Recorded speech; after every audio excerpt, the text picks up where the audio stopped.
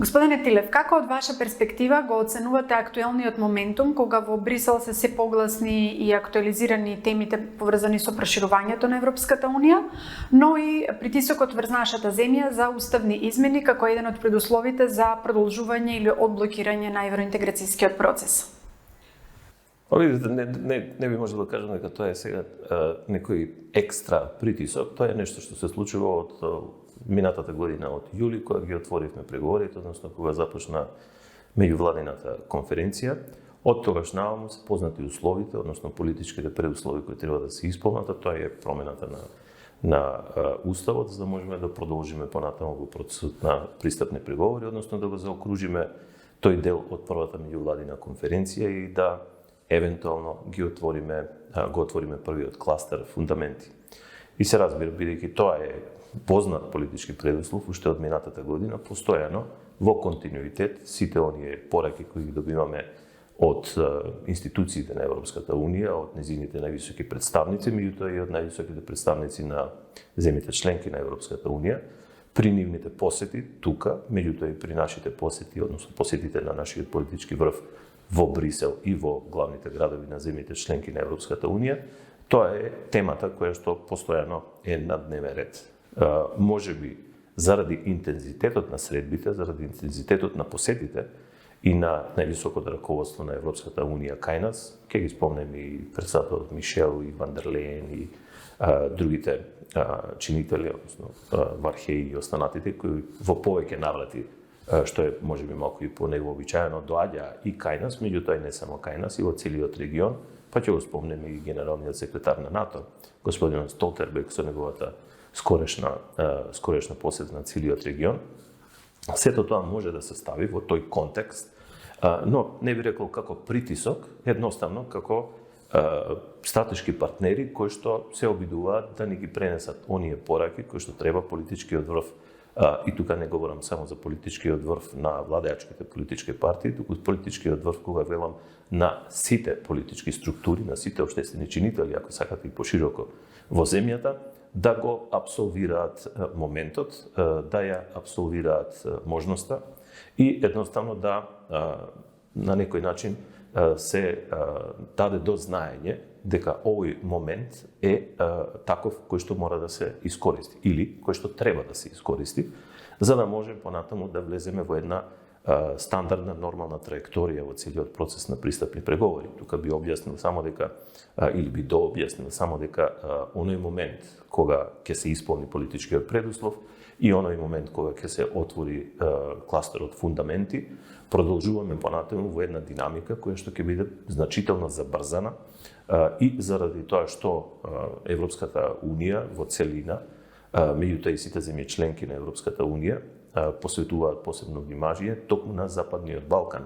Западниот Балкан бил и во моментов е невралгична точка, е ризична точка, е ранлива територија, во целина зборувам, не само за Македонија, туку во целина, и токму заради тоа се фокусираат сите тие политички чинители кај нас. Војната е не многу далеку од тука, се случува во Украина, војната во Израел и некои други точки кои што имаат потенцијал во скора иднина да бидат под ризик на некоја ерупција. Што во услови доколку политичкиот предуслов, како што го нарековте моментот на потребата од промена на уставот за продолжување на процесот, односно отварање на фундаменти, не се оствари?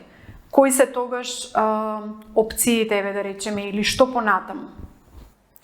Па, искуството наше, таков ни е, некојаш велам, таков ни е крстот кој го носиме, но искуството наше во изминатиот период говори дека сме се судирали или сме се соочувале со слични предизвици или со оваков тип на предизвици од политички високооктански карактери во изминатиот период. Сме ги пребродувале. Јас немам никаква причина да не верувам дека и сега ќе се најде излезно решение.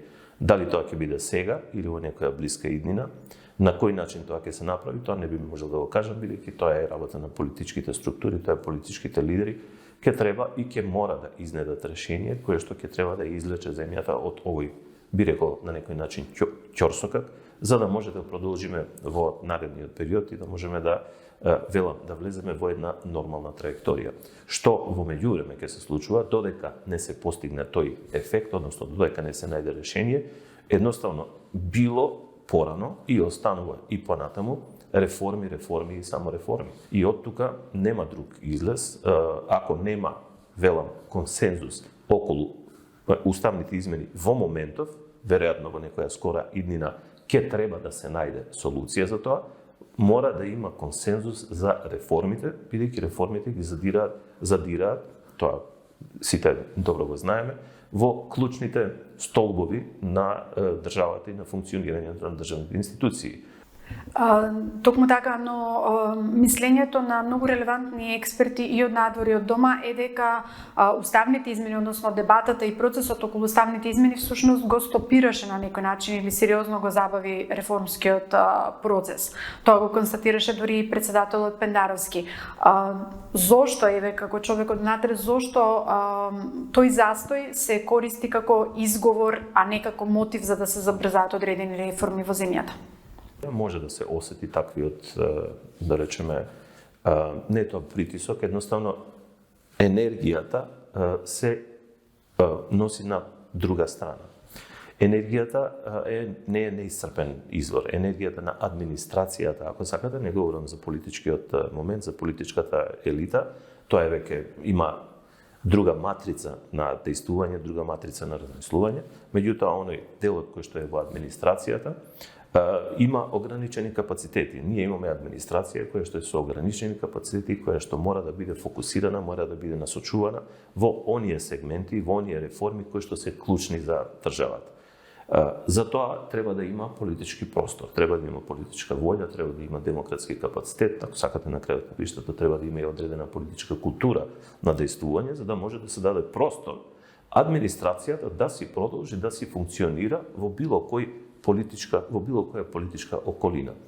Ако е тоа така, а би требало да биде така, во тој случај реформите ќе можат да продолжат до таму до каде што е неопходно да се дојде до некоја политичка или консензус или да се донесе одредена политичка одлука.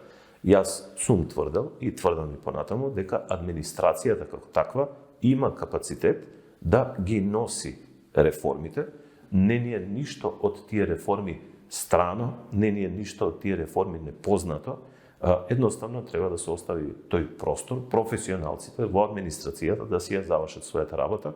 Кој не спречува во тој процес? Каде ни е кочницата? Зошто имаше потреба да речеме да се донесат по брза постапка измени во казнениот закон со европско знаменце, иако Европа јасно стави до знаење што смета на оваа тема? Во тој дел не би можел да ви одговорам, бидејќи не сум бил вклучен, не знам како се одвивал целиот тој процес. Администрацијата, како таква, барем во секретаријатот за европски прашања, велам администрацијата, има своја стандардна процедура и при секоја консултација, која што на секој акт, дали е тоа закон, подзаконски акт, информација, sejedno, што и да е, кога ќе дојде кај нас, професионално се однесуваме и Последниот извештај на Европската унија за напредокот на земјата на патот кон Европската унија дојде со многу забелешки. Се уште до ден денес сме сведоци на сериозни припукувања помеѓу партиите, дали бил најлошиот досега и така натаму. Како човек кој што од самиот старт е вклучен во процесот на евроинтеграција, како вие го оценувате извештајот оваа година? Околу тоа препукување, би рекол, на Западот ништо ново, односно тоа е веќе секоја година еден фолклор кој што се случува со право, бидејќи секојаш извештајот е напишан пред се од професионалци, тоа се професионалци во Европската комисија, и сите, досега не сум слушнал дека некој рекол дека овој извештајот оваа година или претходната година или претходните години е необјективен и е тенденциозен. Тоа значи дека сметаме дека извештајот е објективен. Што значи тоа? Ги отсликува состојбата која што е во државата. Едно е, ја отсликува состојбата на ниво на кумулативна усогласеност, односно до каде сме стигнале од 2000 година, 2001 година, па до денеска, во целиот тој процес на усогласување на законодавството со правото на Европската, нашето национално законодавство, со правото на Европската Унија, докаде сме во имплементацијата на тоа законодавство, велам кумулативно, бидејќи тоа е едната оценка која доаѓа во извештајот, во овој, во било кој друг извештај претходно, односно последните 5-6 години, а вторијата оценка е за тоа колку брз напредок сме оствариле во последните 365 дена. И сега тука треба да се прави разлика помеѓу тие две оценки, бидејќи во кумулативниот дел стои можност за оценка на задување. Ние таква оценка ниту во овој извештај немаме, што значи дека немаме назадување во ниту една област. Ние сме во тој кумулативен дел, значи докаде што сме стигнати во процесот на усогласувањето на законодавството, ние сме повторно на високото второ место, бидејќи пред нас е само Црна Гора, зад нас е Србија. Та подсетам, Црна Гора преговара од 2012 година, Србија од 2013 до 2014 година. Тоа значи дека тие веќе преговараат многу долго, а ние сме сепак, иако само лани почнавме да преговараме, и ние сме сепак подобри и од Србија во тој кумулативен дел. Атмосферата која што се создаде околу сите тие реформи во тие 365 дена ја исцрпи енергијата на администрацијата и администрацијата можеби не успеа да го даде тоа што можеше или требаше да го даде во последните 365 дена. Велам, политичката околина беше таква да не можевме да напредуваме со потребната брзина. Така, тие транспонирани препораки практично во акција се на некој начин реформи кои што од нас се бараат. Споменавте дека последните 365 дена заради политичкиот контекст работите можеби не оделе со посакуваното темпо. Меѓутоа следната година ние имаме избори, големите промени за кои што посочивте во Европската Унија, дали тоа значи дека ни следува уште една бавна и тешка година од аспект на реформирање согласно европските правила? Дека годината ќе биде тешка, знаеме однапред, и не само заради изборите кај нас, туку и заради изборите во Европската Унија и заради изборите во Соединетите Американски држави кои ќе се служат на крајот на следната година. Фокусот, интересот ќе биде насочен кон тие крупни геополитички случувања и нема да ги заборавиме војната која што нема утре да заврши во Украина. Се надевам дека многу брзо ќе се најде некаква солуција за војната во Израел. И целиот тој геополитички амбиент има свое влијание и на активностите кај нас, што значи дека годината ќе биде тешка, тоа знаеме однапред. Дали бавно ќе се одвиваат реформите? Тоа е веќе друго прашање, зависи од тоа на каков начин ќе го развиеме тој план на активности, патокази и така натаму за наредниот период. Има дел од активностите кои што се однесуваат на едноставни одлуки кои што се носат или на ниво на влада, или на ниво на надлежна институција, министерство, директорат или некоја агенција.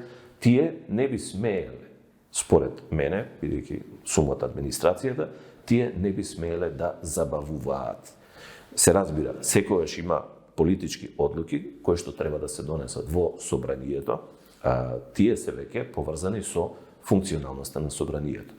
И за крај, независно од тоа што ќе се случува со уставните измени и откочување на процесот, кои се областите или полињата во кои што реформите треба да забрзаат, независно што и да се случува со евроинтеграцијскиот процес? Тука без никаква дилема мора да се продолжи со реформите во делот на фундаменти, односно на делот на темелните вредности и сите компоненти кои што се поврзани со темелните вредности.